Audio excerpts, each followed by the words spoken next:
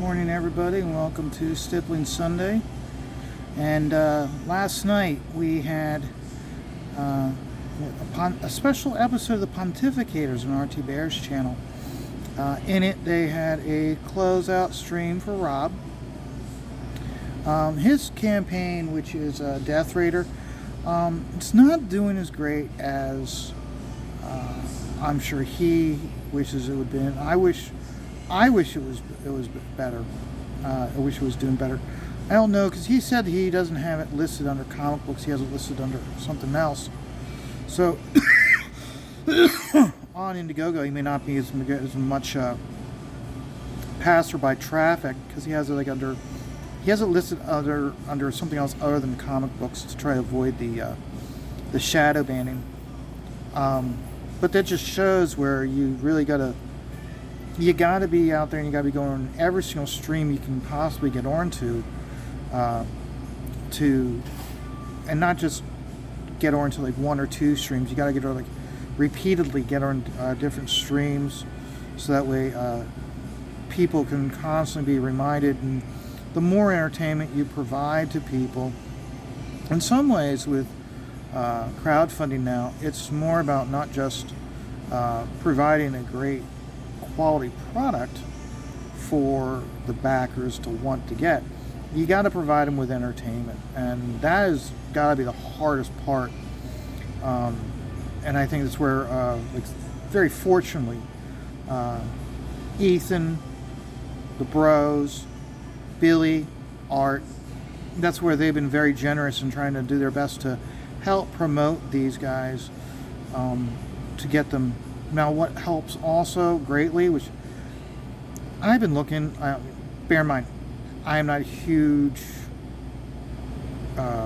tech person, so trying to find something online sometimes I don't have the greatest success. I haven't been able to find whether he has his own channel or not, and I really do think that he needs to start his own channel. Not just to, and even if he just does it as a simple basic draw stream, and just intentionally picks a page or picks a panel to work, or maybe it's a panel of picking up a cup of coffee. That way we can be entertained by seeing his process for creating. Because I don't know if this is digital. I don't know if this is if this is being done traditionally. I don't know, for some reason I'm looking and I think maybe, see, the thing is, it looks like it might be he's doing digital, but yet when he talks, and he talks about the layering of tones, and I'll tell you something, I have not seen anybody do this level of tone in the artwork since Gene Ha.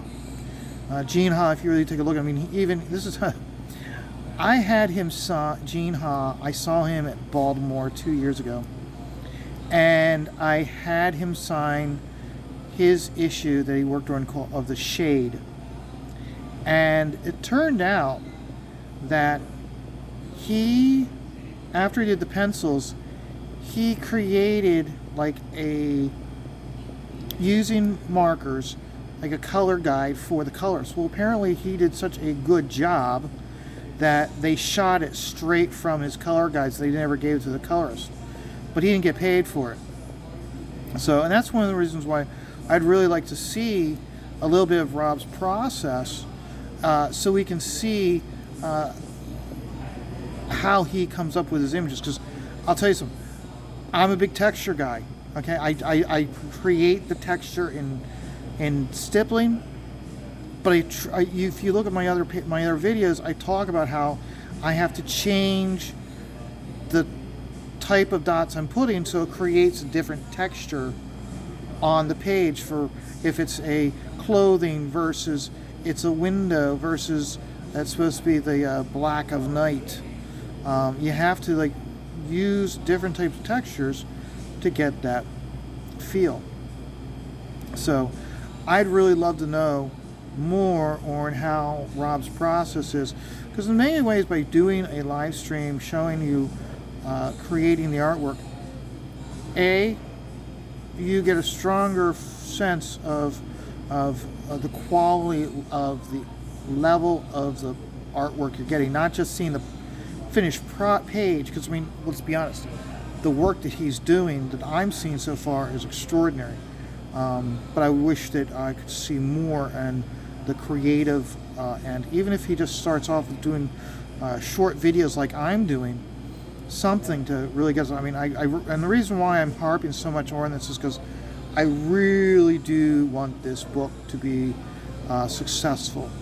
I want him to be successful. So, because I mean, like I said, when you look at the level of tones he's putting in, when you look at the Death Raider itself and all the different types of the level of textures he's putting in, I mean, it's the same blood, sweat, and tears. He's putting it on each page, and he really needs to. He's got to do something. He's got to keep fighting. He got funded. That's the important thing. He got funded. Now it's a matter of just building upon that, and just keep growing and start a channel, grow it, remind everybody each time that the video's there to like I need to do now. I always forget. Like, subscribe, share, and comment. They're free things. Those are the 4 things you can do to really help a creator. Is it doesn't cost you anything, but it can mean so much to that creator, especially when they're creating their own channel or just getting started. And he doesn't focus on creating content. Don't worry about monetization. If you're trying to do it just to create monetization, then you're going about it wrong. Any of the creators that want, and I've seen so many over the last year, 2 years, watching these creators and getting themselves monetized, and they're so excited, and everybody so applauds them and congratulates them. But that's not the reason why they're creating these channels, is to monetize it. They're doing this as their own promotional tool. And the thing is, I look at it this way, is that once they use it as a promotional tool for creating a product, I'm certain that these guys have to be able to validate and write it off as on their taxes, which would help. But remember, yes, are there some creators that have gotten themselves to the point where they monetize it and they can do like a week's worth of income with doing a 5-hour stream? Yeah, there are some, but you can't rely on that. And I think that's one of the reasons why I really like a lot of these comic book artists who are doing this. They're not really trying to monetize the channel. They're just doing it to get eyeballs on what they're doing, and so that way when they have to get eyeballs on their projects.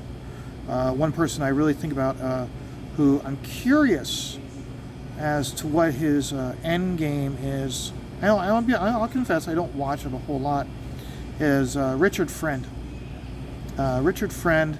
He's been doing videos at least every Sunday, and like last Sunday or an Easter Sunday, he had Kelsey on, and they just go through. They were doing Jim Lee last week. He's done Alan Hughes. He's done sketching. He just does flip throughs, and so I'd really be curious what type of project he's going to use his channel to promote. Eventually, I'm hoping that eventually he's going to start using that after he's built up an audience to start promoting his own projects.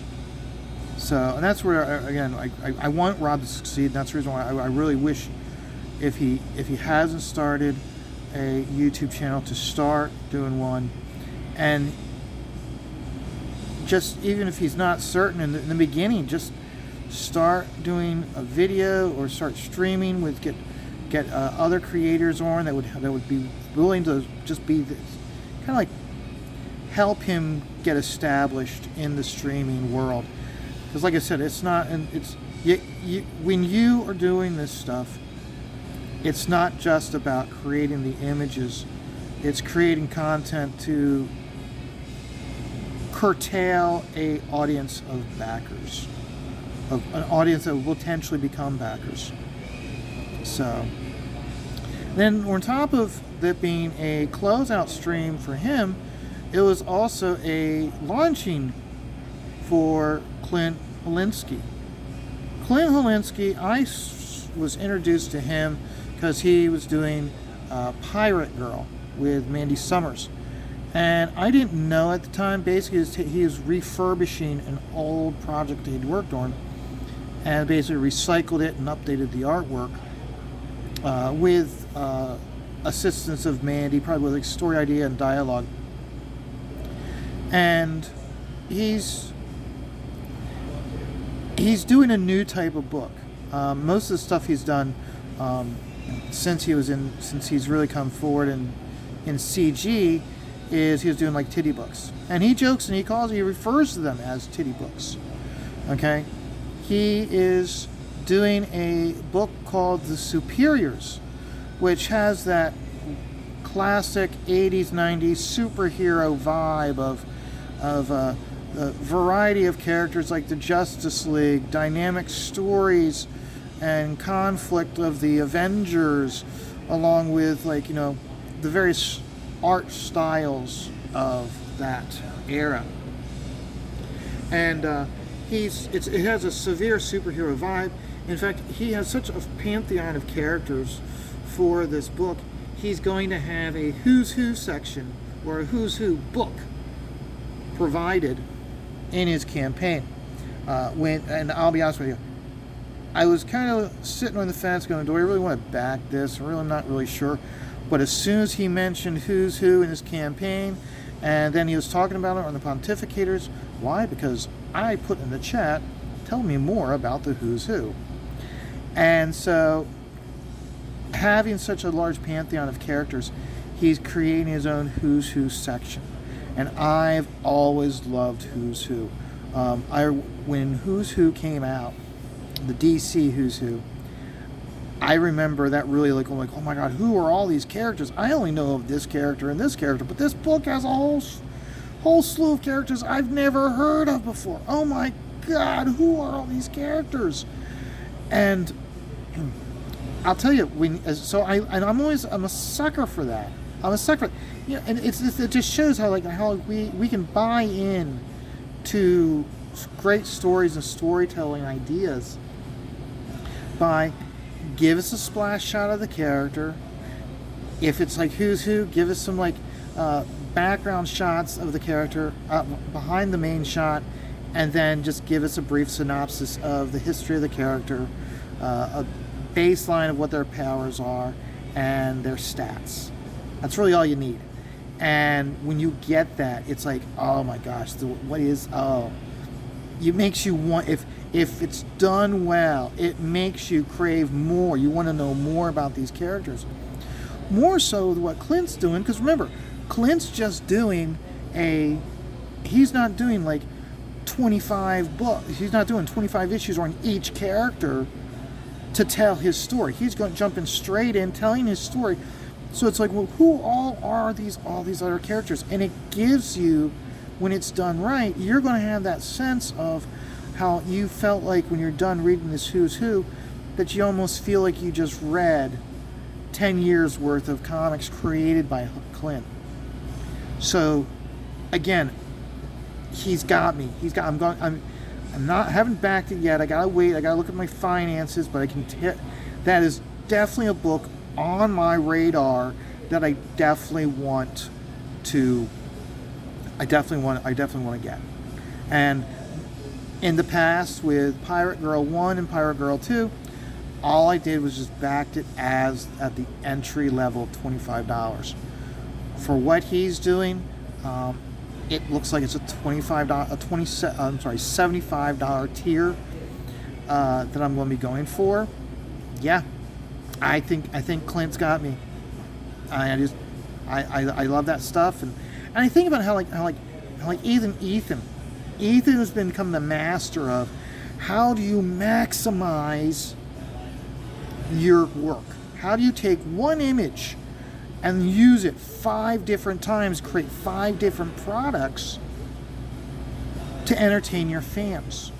And I think about how, like, Ethan with his Cyberfrog, and he's created so many characters already from when he was doing Harris Comics to reinventing them or reinvigorating them for the Wrecked Planet, for Blood Honey and Wrecked Planet and Red Extermination.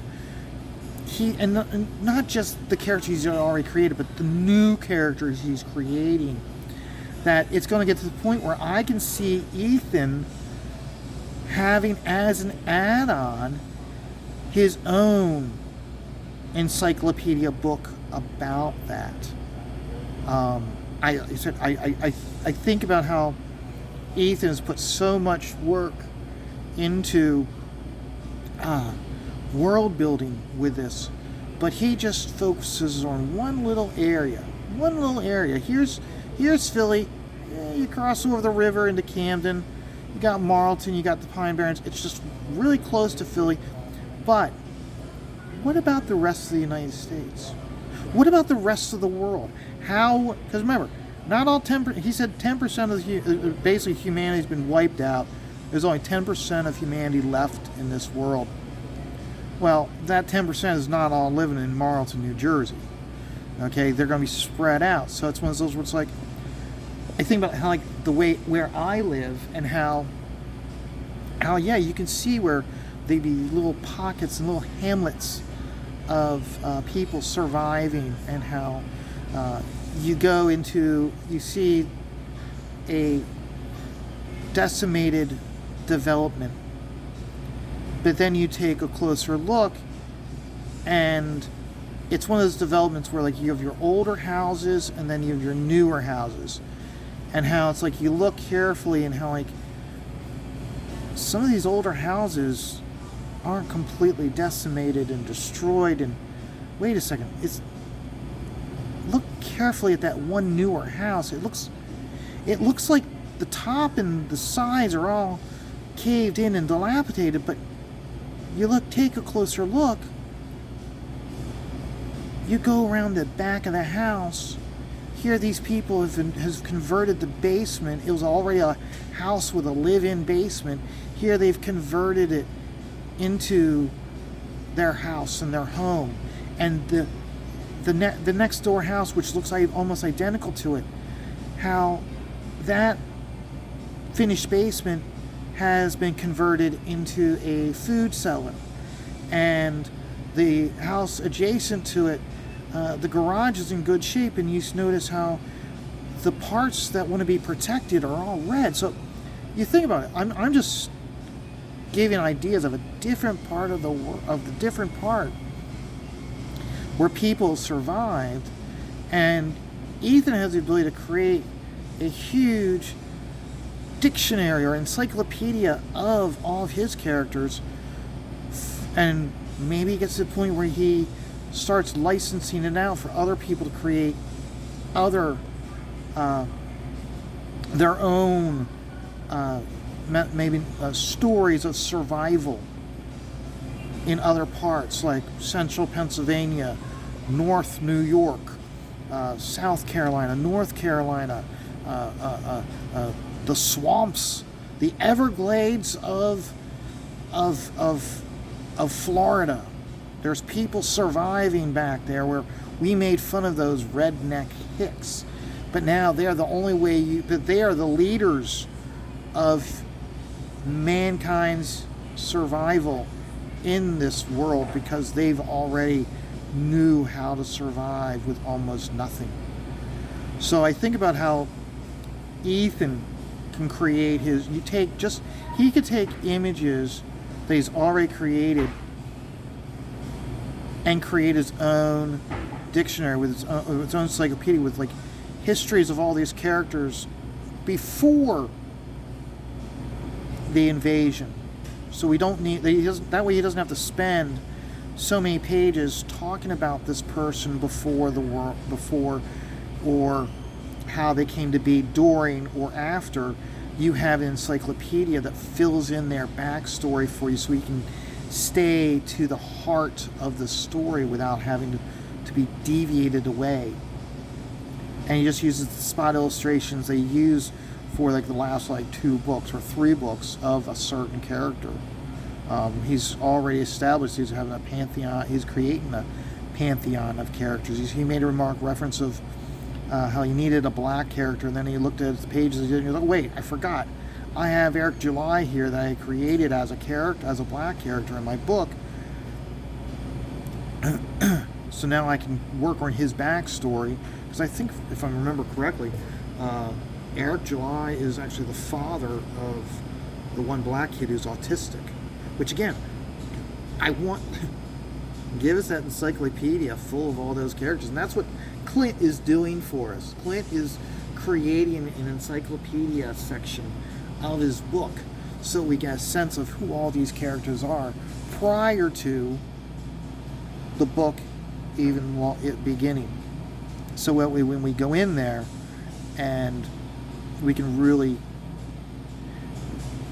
enjoy the story without being like, well, how did this happen? How did this happen? Well, you have a who's who section to help you out. Now, it's coming out that there were other creators who have created books called The Superiors. So Clint may have to change the title of his book to